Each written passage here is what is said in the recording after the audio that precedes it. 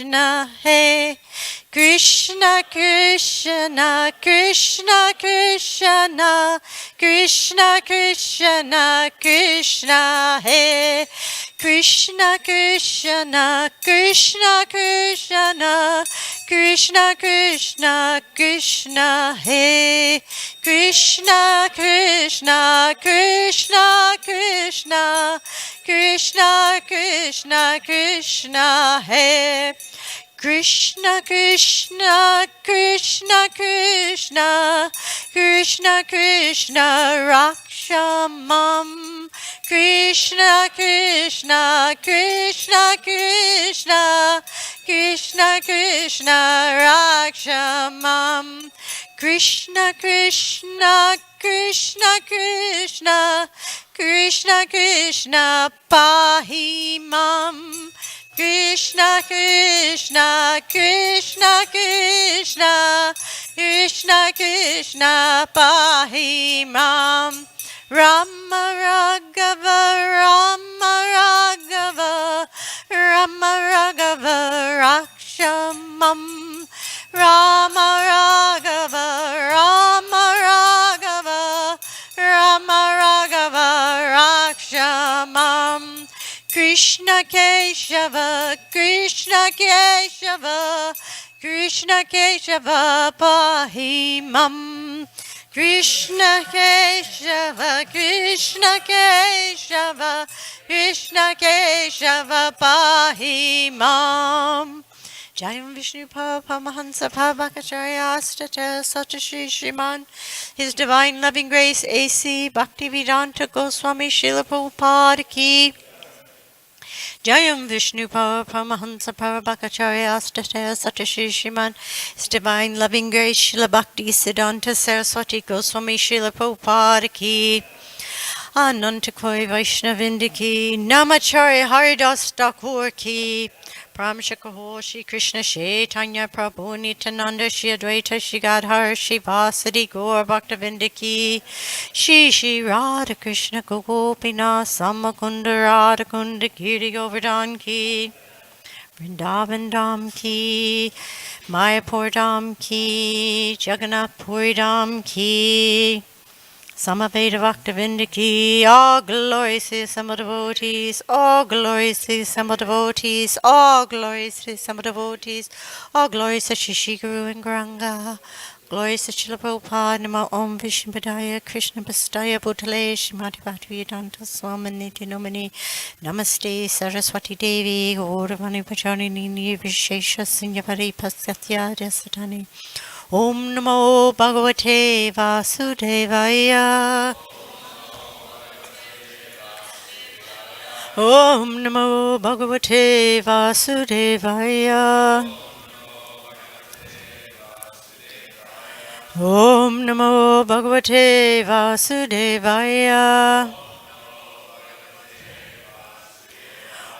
Om Agina Timirandasya Gana Jana Salakaya Jaksun Militanyena Tasmai Shri Gurave Namaha Shri Chaitanya Manobhistam Stapitam Yena Bhutale Swayam Rupa Gadamayam Dadanti Dadanti Kam Vandeham Shri Guru Shri Yuta Parakamalam Shri Gurun Vaishnavamscha Shri Rupam Sahagadatam Sahagana Raghunatham Vitam Tam Sajevam Sadvaitam Savahutam Parijana Sahitam Krishna Chaitanya Devam Shri Radha Krishna Padam Sahagana Lalita Shri Vishakam Vitamscha He Krishna Karuna Sindhu Dina Bandhu Chakapate Upesa Gopeka Kanta Radhakanta Namostute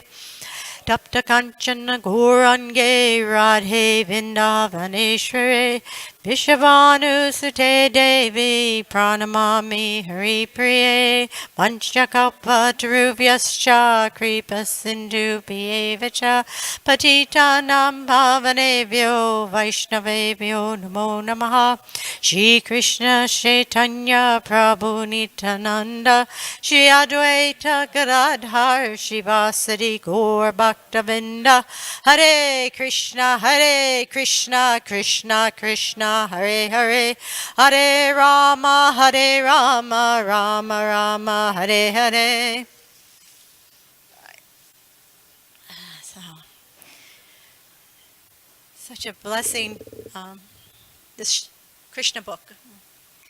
And I wanted just to share a little bit about in the early years when I joined, we only had 3 books. We had the Sri Upanishads, we had the abridged Bhagavad Gita, which is in that cabinet, it's a lavender cover, and we had the first 3 cantos of Srimad Bhagavatam.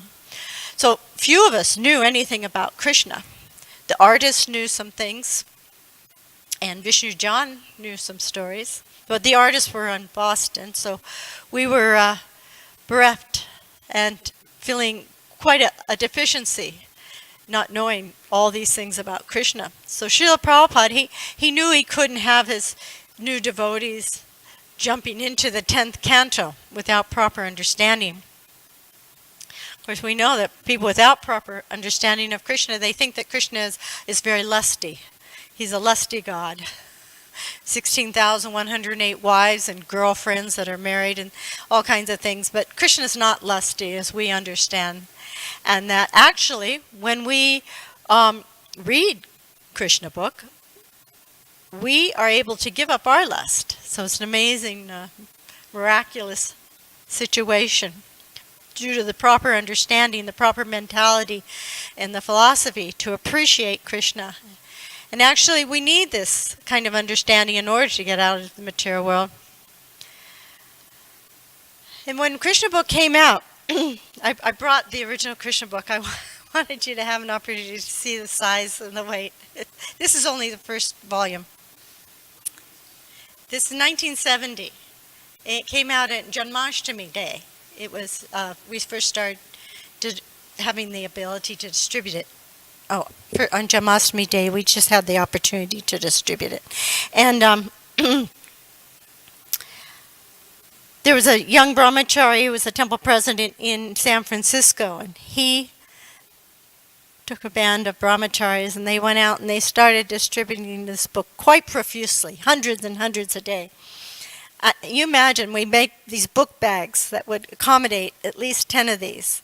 Tadit was telling me she would also go out there with a baby on her in a baby pack and a diaper bag and a bag full of these books. And it's amazing how many wonderful devotees came from Krishna book. Devamrita Swami talks about his early encounter with the Krishna book. And there's a devotee who joined here named Madhavananda who's actually become a respected scholar in India. He went into an abandoned house as a kid and saw these pictures from the Krishna book, and that became enchanted, and from there he became a devotee. So the Krishna book is a wonderful, wonderful blessing that Srila Prabhupada has given us. How many people here has joined because of Krishna book? Anyone? Anyone joined because of Krishna book? Yeah? Wow. What was it about Krishna book that attracted you the most?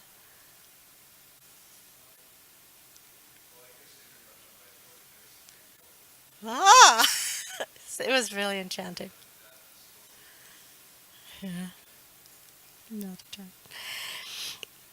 so it's I'm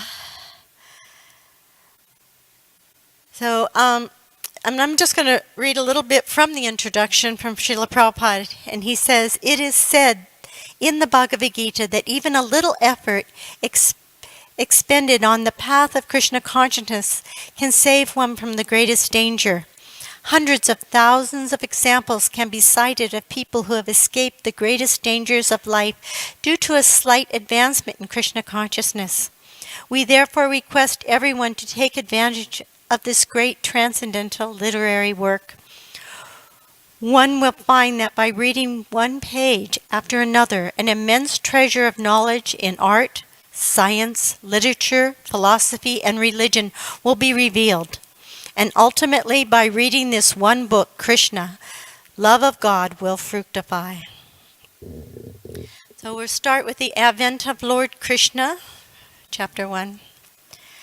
Once the world was overburdened by the unnecessary defense force of different kings, who were actually demons, but were posing themselves as the royal order. At that time the whole world became perturbed, and the predominating deity of the earth, known as Bhumi, went to see Lord Brahma, to tell of her calamities due to the demoniac kings. Bhumi assumed the shape of a cow and presented herself before Lord Brahma with tears in her eyes. She was bereaved and was weeping just to evoke the Lord's compassion. She related the calamitous position of the earth, and after hearing this, Lord Brahma became much aggrieved, and he at once started for the ocean of milk, where Lord Vishnu resides. Lord Brahma was accompanied by all the demigods, headed by Lord Shiva, and Bhumi also followed. Arriving on the shore of the milk ocean, Lord Brahma began to pacify Lord Vishnu, who had formerly saved the earth planet by assuming the transcendental form of a boar. In the Vedic mantras, there is a particular type of prayer called Purusha Shukta. Generally, the demigods offer their obeisances unto Vishnu, the Supreme Personality of Godhead, by chanting the Purusha Shukta. It is understood herein that the predominating deity of every planet can see the Supreme Lord of this universe. Brahma, whenever there is some disturbance on his planet, and Brahma can approach the Supreme Lord Vishnu, not by seeing him directly, but by standing on the shore of the ocean of milk. There is a planet within this universe called Svetadweep, and on that planet there is an ocean of milk.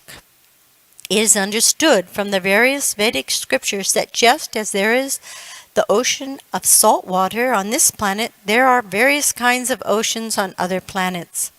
Somewhere there is an ocean of milk, somewhere there is an ocean of oil, and somewhere there are oceans of liquor and many other types of liquids. The Purusha Sukta is the standard prayer which the demigods recite to appease the Supreme Personality of Godhead, Kshirodakshayi Vishnu. Because he is lying on the ocean of milk, he is called Kshirodakshayi Vishnu. He is the form of the Supreme Personality of Godhead, through whom all the incarnations within this universe appear. After all the demigods offered the Purusha Shukta prayer to the Supreme Personality of Godhead, they apparently heard no response. Then Lord Brahma personally sat in meditation, and there was a message transmitted from Lord Vishnu to Brahma. Brahma then broadcasted the message to the demigods. That is the system of receiving Vedic knowledge. The Vedic knowledge is received first by Brahma from the Supreme Personality of Godhead through the medium of the heart. As stated in the beginning of the Srimad Bhagavatam, Tene Brahma Hirdaya Adi Kavaye, Srimad Bhagavatam 1.1.1. The transcendental knowledge of the Vedas was transmitted to Lord Brahma through the heart. Here also, in the same way, only Brahma could understand the message transmitted by Lord Vishnu, and he broadcast it to the demigods for their immediate action. The message was this: the Supreme Personality of Godhead would appear on the earth very soon, along with his supreme powerful potencies, and as long as he remained on the earth to execute his mission of annihilating the demons and establishing the devotees, the demigods should also remain there to assist him. They should all immediately take birth in the family of the Yadu dynasty, wherein the Lord would also appear in due course of time. The Supreme Personality of Godhead himself, Krishna, would personally appear as the son of Vasudeva. Before his appearance, all the demigods, along with their wives, should appear in different pious families in the world just to assist the Lord in executing his mission. The exact word used herein is tat priyartham, which means the demigods should appear on the earth in order to please the Lord. In other words, any living entity who lives only to satisfy the Lord is a demigod.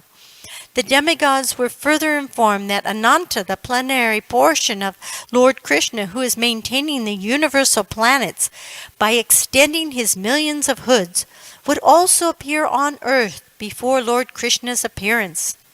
They were also informed that the external potency of Vishnu Maya, with whom all the conditioned souls are enamored, would also appear by the order of the Supreme Lord just to execute his purpose.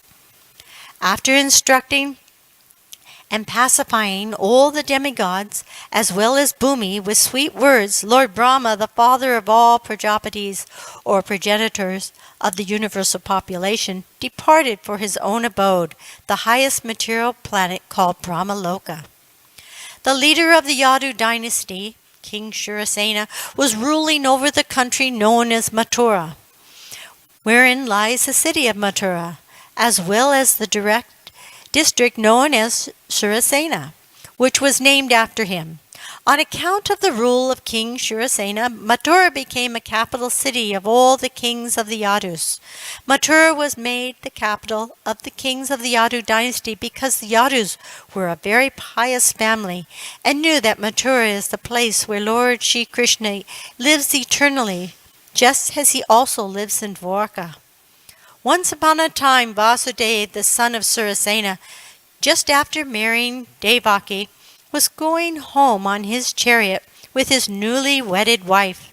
The father of Devaki, known as Devaka, had contributed a sufficient dowry because he was very affectionate towards his daughter. He had contributed hundreds of chariots completely decorated with gold equipment. At that time, Kamsa, the son of Ugrasena, in order to please his sister Devaki, had voluntarily taken the reins of the horses of Vasudeva's chariot and was driving. According to the custom of the Vedic civilization, when a girl is married, the brother takes the sister and brother-in-law to their home, because a newly married girl may feel too much separation from her father's family. The brother goes with her until she reaches her father-in-law's house. The full dowry contributed by Devaka was as follows: 400 elephants, fully decorated with golden garlands, 15,000 decorated horses, and 1,800 chariots. He also arranged for 200 beautiful girls to follow his daughter. The Kshatriya system of marriage, still current in India, dictates that when a Kshatriya is married, a few dozen of the bride's young girlfriends, in addition to the bride, go to the house of the king. The followers of the queen are called maidservants, but actually they act as friends of the queen. This practice is prevalent from time immemorial, traceable at least to the time before the advent of Lord Krishna 5,000 years ago. So Vasudeva brought home another 200 beautiful girls along with his wife Devaki. While the bride and the bridegroom were passing along on the chariot, there were different kinds of musical instruments playing to indicate the auspicious moment. There were conch shells, bugles, drums, and kettle drums. Combined together, they were vibrating a nice concert. The procession was passing very pleasingly, and Kamsa was driving the chariot, when suddenly there was a miraculous sound vibrated from the sky, which especially announced to Kamsa, "Kamsa, you are a fool. You are driving the chariot of your sister and your brother-in-law, but you do not know that the 8th child of this sister will kill you." Kamsa was the son of Ugrasena of the Bhoja dynasty. It is said that Kamsa was the most demoniac of all the Bhoja dynasty kings.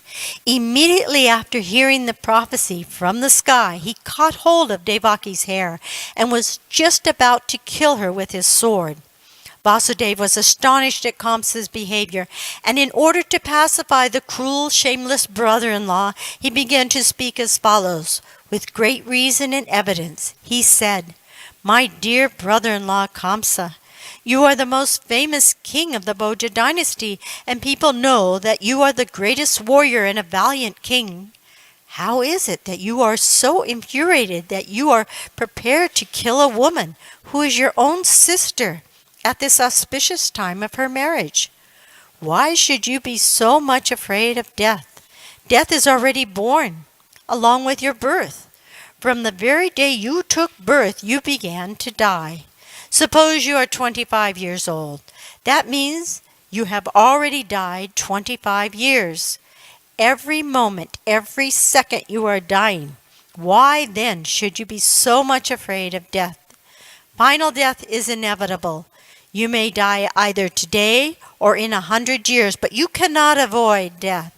Why should you be so much afraid? Actually, death means annihilation of the present body.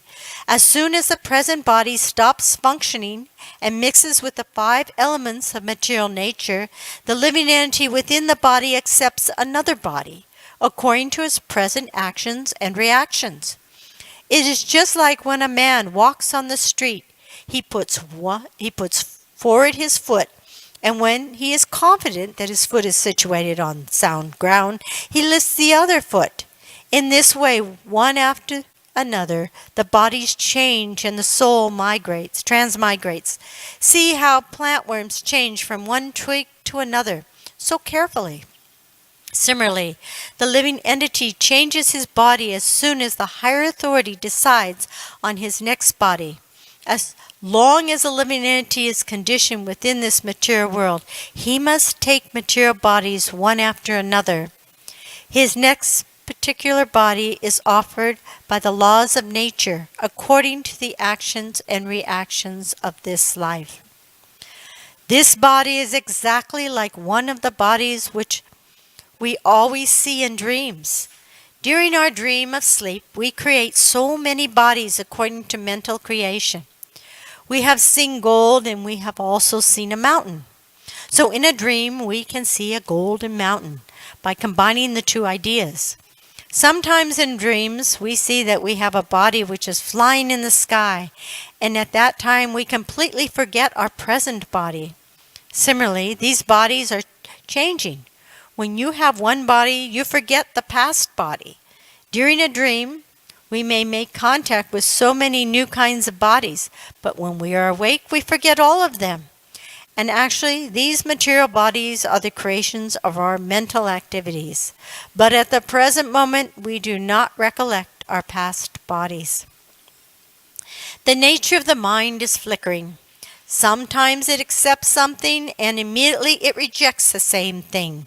Accepting and rejecting is the process of the mind in the contact with the 5 objects of sense gratification: form, taste, smell, sound, and touch.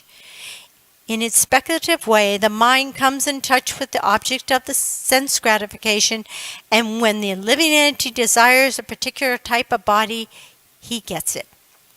Therefore, the body is an offering by the laws of material nature. The living entity accepts the body and comes out again into the material world to enjoy or suffer according to the construction of the body. Unless we have a particular type of body, we cannot enjoy or suffer according to our mental proclivities inherited from the previous life. The particular type of body is actually offered to us according to our mental concoction at the time of death. The luminous planets like the sun, moon, or stars reflect themselves in different types of reservoirs like water, oil, or ghee. The reflection moves according to the movement of the reservoir. The reflection of the moon is on the water, and the moving water makes the moon also appear to be moving. But actually the moon is not moving. Similarly, by mental concoction, the living entity attains different kinds of bodies, although actually he has no connection with such bodies. On account of illusion, being enchanted by the influence of Maya, the living entity thinks that he belongs to a particular type of body. That is the way of conditioned life. Suppose a living entity is now in a human form of body. He thinks that he belongs to the human community, or a particular country, or a particular place. He identifies himself in that way and unnecessarily prepares for another body, which is not required by him. Such desires and mental concoctions are the cause of different types of bodies. The covering influence by the material nature is so strong that the living entity is satisfied in whatever body he gets, and he identifies with that body with great pleasure. Therefore, I beg to request you not to be overwhelmed by the dictations of your mind and body. Vasudeva thus requested Kamsa not to be envious of his newly married sister. One should not be envious of anyone, because envy is the cause of fear, both in this world and in the next. When one is before Yamaraj, the Lord of punishment after death, Vasudeva appealed to Kamsa on behalf of Devaki, stating that she was his younger sister. He also appealed at an auspicious moment. At the time of marriage, a younger sister or brother is supposed to be protected as one's child. The position is overall so delicate, Vasudeva reasoned, that if you kill her, it will go against your higher reputation. In this way, Vasudeva tried to pacify Kamsa by good instruction, as well as by philosophical discrimination. But Kamsa was not to be pacified because his association was demoniac. Because of his demoniac association, he was a demon. Although born in a very high royal family, a demon never cares for any good instruction. He is just like a determined thief. One can give him moral instruction, but it will not be effective. Similarly, those who are demoniac or atheistic by nature can hardly assimilate any good instruction, however authorized it may be. That is the difference between demigods and demons. Those who can accept good instruction and try to live their lives in that way are called demigods, and those who are unable to take such good instruction are called demons. Failing in his attempt to pacify Kamsa, Vasudeva wondered how he would protect his wife Devaki. When there is imminent danger, an intelligent person should try to avoid the dangerous position as far as possible. But if in spite of endeavoring by all intelligence one fails to avoid the dangerous position, there's no fault on his part. One should try his best to execute his duties, but if the attempt fails, he is not at fault. Vasudeva thought of his wife as follows: for the present, let me save the life of Devaki, then later on, if there are children, I shall see how to save them. He further thought, if in the future I get a child who can kill Kamsa, just as Kamsa is thinking, then both Devaki and the child will be saved, because the law of providence is inconceivable. But now, some way or another, let me save the life of Devaki. There is no certainty on how a living entity contacts a certain type of body. Just as there is no certainty how a blazing fire comes in contact with a certain type of wood in the forest. When there is a forest fire, it is experienced that the blazing fire sometimes leaps over one tree and catches another by the influence of the wind. Similarly, a living entity may be very careful in the matter of executing his duties, but it is still very difficult for him to know what type of body he is going to get in his next life. Maharaj Bharat was very faithfully executing the duties of self-realization, but by chance he developed temporary affection for a deer, and in his next life he had to accept the body of a deer. Vasudeva, after deliberating on how to save his wife, began to speak to Kamsa with great respect, although Kamsa was the most sinful man. Sometimes it happens that a most virtuous person like Vasudeva has to flatter a person like Kamsa, a most vicious person. That is the way of all diplomatic transactions. Although Vasudeva was deeply aggrieved, he smiled outwardly. He addressed the shameless Kamsa in the way because he was so atrocious. Vasudeva said to Kamsa, "My dear brother-in-law, please consider that you have no danger from your sister. You are awaiting some danger because you have heard a prolific voice in the sky. But the danger is to come from the sons of your sister who are not present now. And who knows? There may or may not be sons in the future. Considering all this, you are safe for the present, nor is there cause of fear from your sister. If there are any sons born to her, I promise I shall present them to you for necessary action. Kamsa knew the value of Vasudev's word of honor, and he was convinced by his argument. For the time being, he desisted from the heinous killing of his sister. Thus Vasudev was pleased and praised the decisions of Kamsa. In this way he returned to his home. Each year thereafter, in due course of time, Devaki gave birth to a child. Thus she gave birth to eight male children, as well as one daughter. When the first son was born, Vasudev kept his word of honor and immediately brought the child before Kamsa. It is said that Vasudev was very much elevated and famous for his word of honor, and he wanted to maintain this fame. Although it was very painful for Vasudev to hand over the newly born child, Kamsa was very glad to receive him. But he became a little compassionate. And with the behavior of Vasudev, this event is very exemplary. For a great soul like Vasudev, there is nothing considered to be painful in the course of discharging one's duty. A learned person like Vasudev carries out his duties without hesitation. On the other hand, a demon like Kamsa never hesitates in committing any abominable action. It is said, therefore, that a saintly person can tolerate all kinds of miserable conditions of life. A learned man can discharge his duties without awaiting favorable circumstances. A heinous person like Kamsa can act in any sinful way, and a devotee can sacrifice everything to satisfy the Supreme Personality of Godhead. Kamsa became satisfied by the actions of Vasudev. He was surprised to see Vasudev keep his promise, and being compassionate upon him and pleased, he began to speak as follows. My dear Vasudev, you need not present this child to me.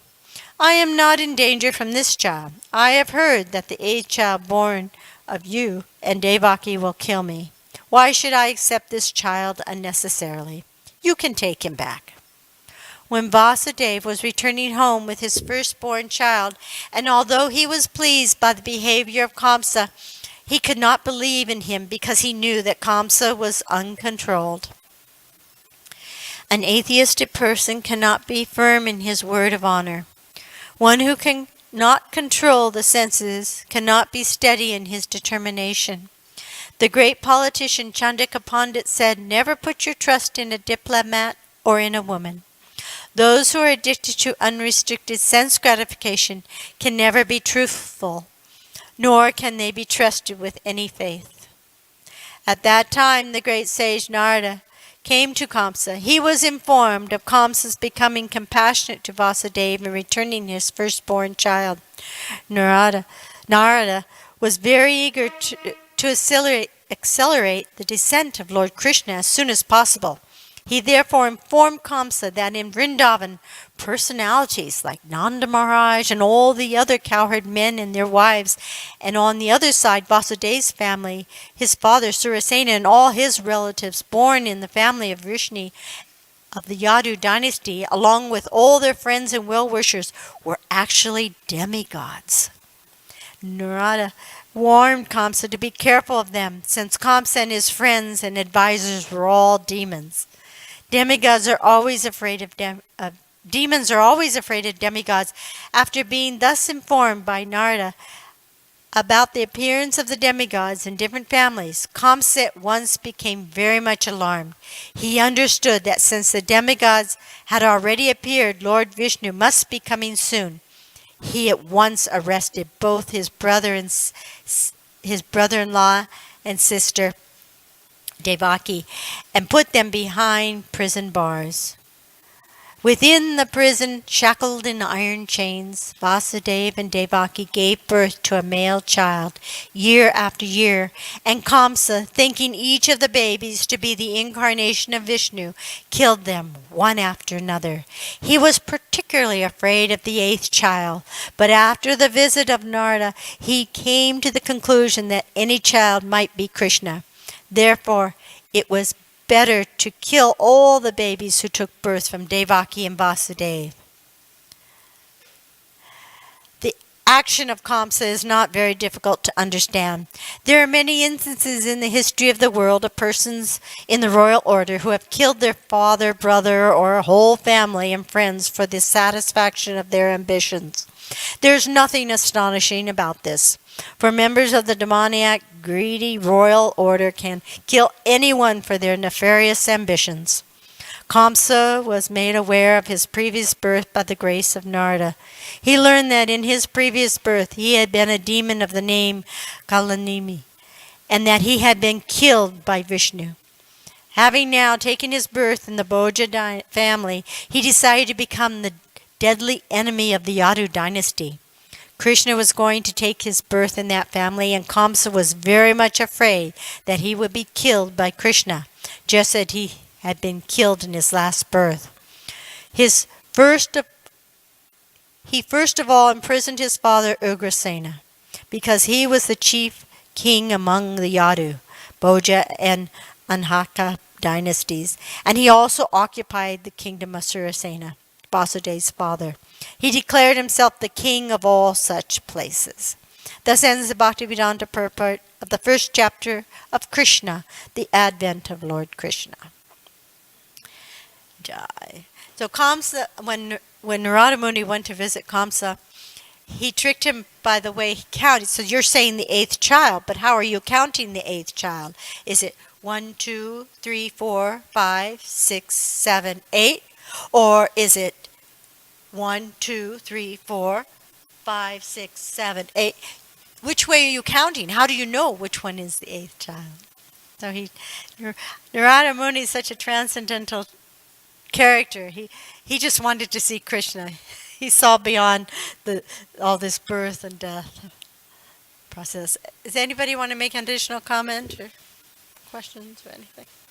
Yes, Prabhu.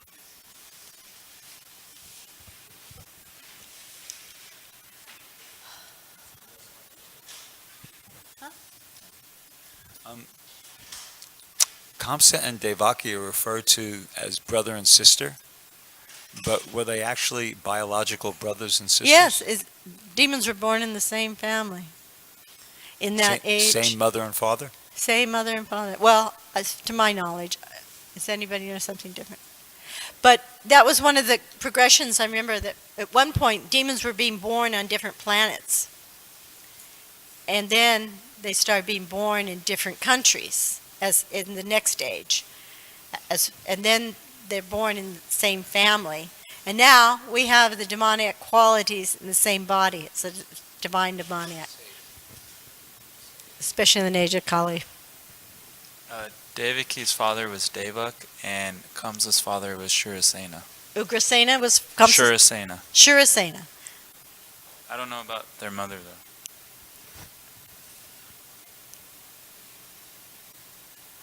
What would have to be different mothers?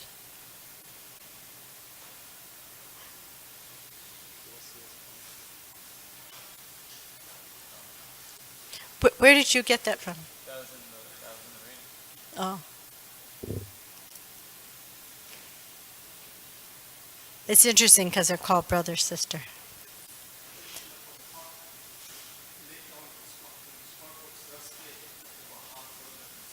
Half brother, sister.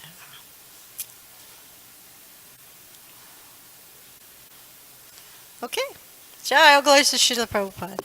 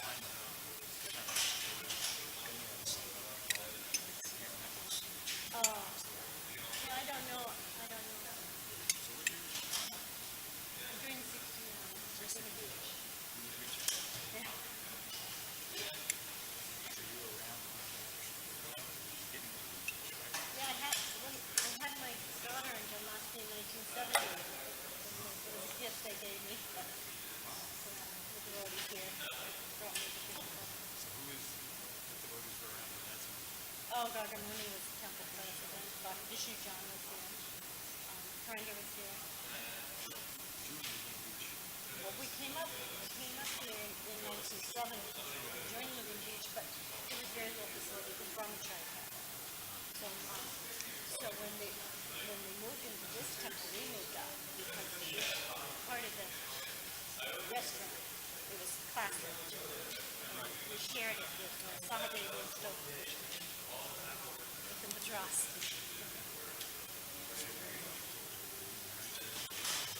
I was married when we joined, my husband was. And I was pregnant.